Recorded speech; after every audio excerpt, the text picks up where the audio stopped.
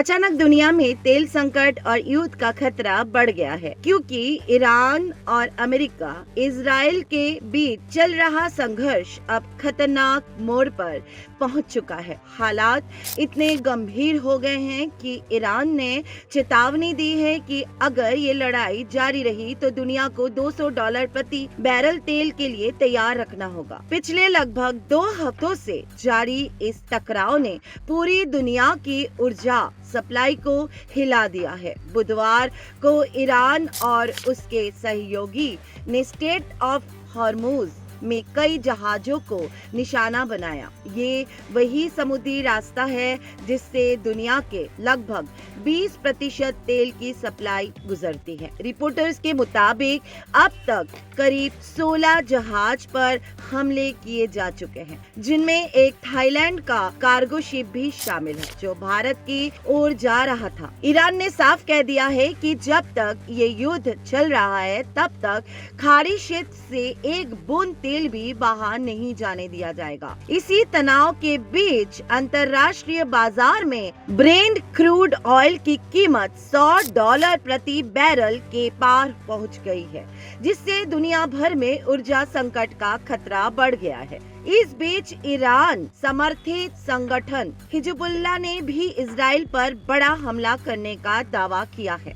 गुरुवार सुबह संगठन ने कहा कि उसने तेल अवीव के पास मौजूद इजरायली मिलिट्री इंटेलिजेंस बेस ग्लिलोट पर उन्नत मिसाइलों की बौछार की है। ये वही जगह मानी जाती है जहां इजराइल की खुफिया यूनिट 8200 का मुख्यालय है।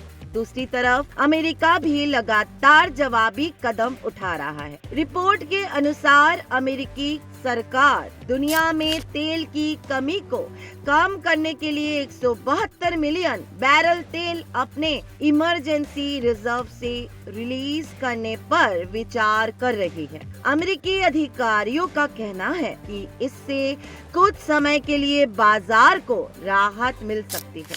अमेरिका के पूर्व राष्ट्रपति डोनाल्ड ट्रंप ने भी इस युद्ध को लेकर बड़ा दावा किया है। उनका कहना है कि अमेरिकी सेना ने ईरान की सैन्य क्षमता को भारी नुकसान पहुंचाया। ट्रंप के मुताबिक ईरान की एयरफोर्स और रडार सिस्टम लगभग खत्म हो चुके हैं और उसके कई मिसाइल व ड्रोन सिस्टम भी नष्ट कर दिए गए हैं। इसी दौरान इराक के समुद्री क्षेत्र में भी 2 तेल टैंकरों पर हमला हुआ, जिसमें कम से कम एक व्यक्ति की मौत हो गई है और कई लोग लापता बताए जा रहे हैं। हालांकि करीब 38 क्रू मेंबर्स को सुरक्षित बचा लिया गया है। इस युद्ध का सबसे दुखद पहलू ये है कि अब तक करीब 2000 लोगों की मौत की खबर सामने आ चुकी है। संयुक्त राष्ट्र की रिपोर्ट के अनुसार इस संघर्ष में 1100 से ज्यादा बच्चे मारे गए या घायल हुए हैं, जिससे अंतर्राष्ट्रीय स्तर पर चिंता और बढ़ गई है।